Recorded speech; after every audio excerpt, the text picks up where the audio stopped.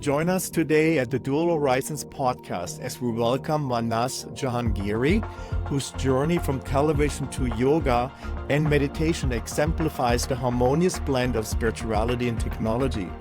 At Samadi Yoga, Mahnaz leverages digital tools to deepen traditional practices, offering insights on bridging the ancient with the modern to a transformative and spiritual experience.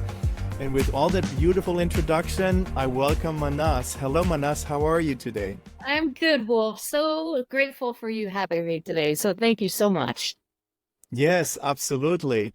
And as we spoke a couple of weeks ago, you're a yoga teacher, yoga instructor. You're doing it for a long time. So let's start there. Give us a little bit of your history and your philosophy, your mission, and your passion. Well, I actually started in television production. So that was my major, was radio, TV, film, and I went to Cal State Northridge and really enjoyed my time in television production. I was in it for a little over a decade. But during my kind of start of my career, I realized that stress was going to just be a part of life. How am I going to deal with this stress that, that is really can hinder you in so many ways and paralyze you in so many ways? So I actually started really committed to a practice. I had started yoga when I was in college. I mean, experienced it. I hadn't started it, but then I committed to a practice. And shortly afterwards, my boss at the time was like, "What are you doing?" And, we were just talking about the yoga. And he's like, "Why aren't you teaching? If you love it so much, why don't you teach?" And I said, "Oh, not a bad idea." So I did my first training in 2002, started teaching at the yoga studio that I was practicing at and absolutely loved it. But I knew there wasn't at the time as a teacher, and, it's very hard to make a living as a yoga teacher, but I enjoyed my work. I enjoyed my work in television production, but enough to come to a very challenging time. So we have to welcome more challenges because they actually force us to move towards the direction we're meant to go in. And I was very challenged, and I decided, you know what, it's time to do my own thing. I realized that I had so much passion and love and energy for this yoga that I Right. thought, you know what, why don't I open my own studio? So I opened my first studio 2007, 2008 in Westlake Village, which is the town I grew up in. And that was a whole story, getting into that place and realizing that's where I was meant to be. So I ran my studio for 10 and a half years. And in that time, about 6 years in, I opened a second studio in Koreatown, which is near downtown LA. And that pretty much put me over the edge. Well, it was a lot of work. People don't realize how much work goes into yoga studios. I mean, they're open every day. You're dealing with public, you're dealing with teachers, teacher trainings, workshops. And back about the second or third year I had my studio, I had the idea. I said, you know what? I got to move with the times. And ultimately, I would like to go online. I knew back then Right. at some point I'd like to go online, but it was never the right time. I never had enough time to actually invest in or add another project to my plate. So, long story short, I closed the studios and just needed a break. I mean, it was just so much work. I needed a break. I wrote my first book, and then COVID hit, and a good friend of mine was like, "Why aren't you teaching online?" I said, "Everybody's teaching online." And she said, "Yeah." So you're not everybody, Interesting. just do your thing. And that's how that was my push to start teaching online. So Mm. ever since then, I've been teaching online. I launched an online platform, and I basically teach live classes every day. We do meditation classes on Sundays. And then I did release a second and third book of Finding Home about a year ago, and just love the online platform, even though I'm not a techie, but I really appreciate the value of technology because a lot of my students have become more dedicated practitioners. They've become better practitioners because of the convenience of technology. I've had students that move to other states and travel the world and still are able to do classes with me. I go on their Right. work trips. I go on their vacations with them. They literally just open up a link and do their class with me. So I'm grateful to technology, but it is a whole new world in a way. Even though I've been doing what I've been doing for so long, but it's still like starting new because there's so many aspects to still learn about being online and in this kind of bigger platform. Yeah. Yeah, yeah, beautiful. Because I mean, you know, when you're looking for something that you've done for such a long time to make the transition, especially with yoga, right? It's something very physical, typically, hands-on kind of approach to kind of make the transition. I mean, I salute you to kind of doing that. And obviously, I hear that story many times that through COVID, the awareness of being online, the push from even the consumer of being more comfortable with doing a Zoom meeting, obviously was, so to speak, a big benefit in disguise from that perspective. And obviously we want to go a little bit into that, right? Because when we spoke last, we spoke about, it's important to create that experience, and how are we actually translating that physical experience that you typically have when you're in a physical yoga studio with, 10, 15, 20 other people around you, into now suddenly you're being by yourself on your laptop, on your iPad, in your living room. Yes. And now there comes to other benefits, right? Like you mentioned, there are people that are traveling, that are able to do it while they're on the road, or just from a convenience perspective, not having to drive 30, 40 minutes maybe to the studio and actually use that time for something else. So, what are some of the initial challenges? Let's maybe start there. What are some of the initial challenges looking back, that you found? Because some people that might be listening to Dual Horizons, they are at that beginning stage. They might be thinking about, oh, okay, I maybe need to do a little bit more of that online push. What have you encountered when it comes down to the tech integration? Absolutely. So you definitely want to have good Wi-Fi, which thankfully people, I mean, that's becoming less of an issue as technology improves. I think the main thing is really for beginner students because, they do want to start off doing things correctly. So that's an important thing. What I like to do, especially with beginner students, is to usually set up a separate meeting for me to actually watch them practice. And that way they are starting their practice on a strong foundation. So they're doing it safely. So that's the first thing people go, well, how are you going to help me do it correctly if you're not in the same room with me? Well, you have to trust my experience.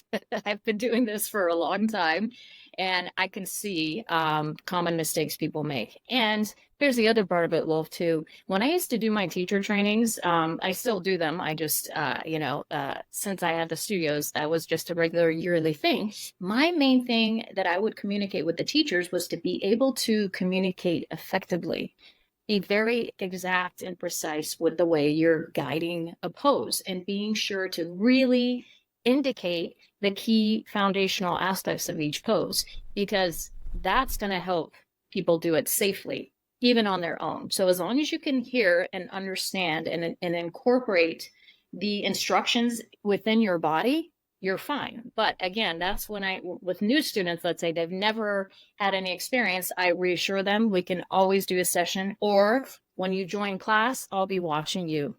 And that's another thing Right, people right. intimidated with, right? Being watched. But I also did a whole introductory series that it's in my video library. I have about 1,000 classes in the video library that goes through the main poses that we do at a very kind of fundamental level, and then it builds you up into, as you incorporate the pose and get more comfortable with it, how do you move into that pose? So that Right. the other thing too with that, Wolf, is when we do the live sessions, most people do keep their cameras on, but some of my students, they don't feel comfortable with it. So I check in with them periodically, whether they want me to see them in person if they're local, or we just do a Zoom and just kind of review the main details of the pose or what poses they're having difficulty with. So those are a couple ways of navigating through just being online and making sure that people are doing the practice properly and safely. Very good. So let me summarize it, because I think there are a couple of important points for somebody that's trying to say like, hey, okay, I have a physical course. I mean, that I do typically in person. So I think the first thing is to understand and offer maybe one-on-one session, to offer at least that personal care. Don't just try to do just one big membership course and a membership program and have your live meetings and don't even pay that individual attention. So to not lose that track, right? To be connected to that individual person that might need that help, or understand that some people might a little bit more of hand holding than another person. So be aware of that. And then the other thing that I heard is that it's really, really important to understand your communication process, because it's very different than going up to somebody and holding the hands on the hips and or just having that one-on-one connection. And how do we translate it into verbal communication that can reach the other person and they understand it, right? Like, absolutely. Other thing too is with yoga practice, you'll notice that some people started going to a physical studio. And with a lot of studios, there's mirrors. Some studios have mirrors so you can check your alignments to your body. It's a great tool to have. But even back during my studio days, I would say practice on your own without a mirror. Because an important part of yoga practice is feeling it in your body. Once you understand proper alignment, it really has to do with proper contractions in the body, muscular contractions. But once you understand that, then you really want to feel the pose in your body. And that's something that can be a little distracting when you're in a physical space with a mirror, with other students. You're like, I want to do it like that person. Nothing wrong with that, but that may not be for you. So that's Mm-hmm. what's really beneficial, I think, being online and being in your own space and listening to information. Again, once you have your foundation, you're going to build a more successful yoga practice than being constantly distracted with people around you and comparing and maybe being too competitive or pushing your body. Because as we age, we understand how important it is, especially in yoga practice, not to push the body beyond its physical capability. So that's a Yeah. huge bonus, I believe, in being online. Right. Interesting. And then obviously, the next point that I kind of want to start talking about is how to actually do physically from a technological perspective. Are people mostly using laptops and iPads? When we spoke, I said like, well, if you have the flat screen TV in your living room, you have that space in front of it. Why not trying to connect your laptop, your iPad via Apple AirPlay or however you want to kind of stream it onto your big screen to maybe create that more immersive experience so you really feel more visually there if you want to look what's going on, right? Absolutely. Well, and I'm so glad we're talking again because that is such something that I really want to encourage my students to start doing is to have more of that immersive experience. Because sometimes, and of course, people go on their work trips or they're, vacationing, they'll just have their iPhone. So, especially with newer students for a consistent practice, I think that big screen is huge because I am doing the practice with you most of the time. So at Mm-hmm. least, you're seeing for the most part the postures that are done properly. So that's important for you to see that. And again, then you see, usually the other students are in smaller boxes. It's still, you do start getting a really feel for the community. Like one of the students, she always has her video off. She goes, you know what? Even though I have my video off, it is so comforting to see that same community every time. But Mm-hmm. so back to what you're saying though, Wolf, absolutely. Anytime people start, I say try to use some technology that you have the biggest space, like at least a laptop where you have a bigger screen as opposed to your small little smartphone. Yeah. Interesting. Interesting. Well, were there any other challenges that we maybe have not discussed or spoken about yet? I think we covered most of it. Having good Wi-Fi, of course, and it happens sometimes, you got power outages or whatever. I mean, those things you just can't help, and of course, that's when your yoga and meditation comes in. You're like, it's okay, just let it go. So that is one thing, but it's, I mean, I think, I'm in an area where we have pretty good Wi-Fi, so that isn't usually an issue. That's pretty And much, then yeah, go ahead. yeah, and then are you offering recordings of your classes, or they're just like live and then that's it? Yes, absolutely. So we record the classes, and most of the classes are posted in the video library. So the Samadi Yoga platform now has about 1,000 classes to choose from, and it's not just yoga. It's different styles of yoga. There's the hatha yoga, there's vinyasa, there's yin yoga, and then there's meditation classes on there. There's some strengthening classes because once a week I do a strengthening slash Pilates kind of class on there. So Hmm. basically I'll record it. And of course, if it's a bad recording, I won't put it in the library. But we get it, the whole library of classes that students can go back to. And that it has been huge. That has been very, very helpful for the students because they can't always make the live classes. It's a 1 hour section of the day that not everybody can make it to. So yeah. Right. So being part of your community, therefore, is a big benefit because you have access to a lot of additional content if you choose to do so. Very Yes. nice. And from the perspective, I mean, the other thing that I want to mention is that the limitations of just having space for 15 or 20 students suddenly becomes null and void when we're talking about the online experience, because I mean, you literally, I would say unlimited, but you can go into the hundreds and even thousands if you needed to. Oh, So quite interesting on the reach, and obviously we spoke initially on even on the location where people can connect from, right? I mean, you have experience connecting people connecting from even other countries. oh yeah, yeah. One of my students, she's a director, so she's kind of all over the place shooting, and quite often in Czechoslovakia and the Canary Islands. So that's really the power of that. That's Mm. huge. And even her, she's like, I'm at work, high stress, and then I always have this community in my yoga practice that I can go to anywhere from the world. So that is so powerful that Right. that couldn't be achieved with having a yoga studio.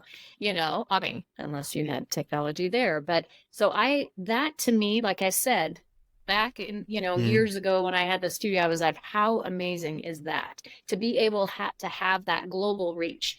And that's kind of been my thing is, you know what? I love teaching to the students I have.